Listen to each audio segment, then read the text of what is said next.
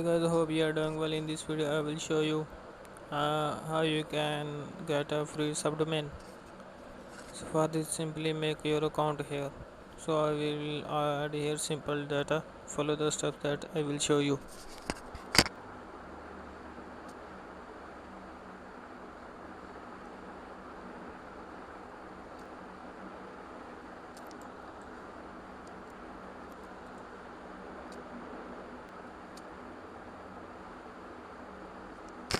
Here you can see that we have created. Make sure you have GitHub account.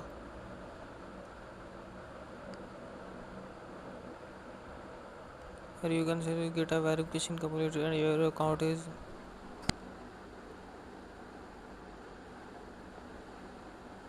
And here you can see that we have free slot capacity too, so we can get two subdomains. In the next video I will show you how you can connect these domains to Cloudflare. So thank you for watching.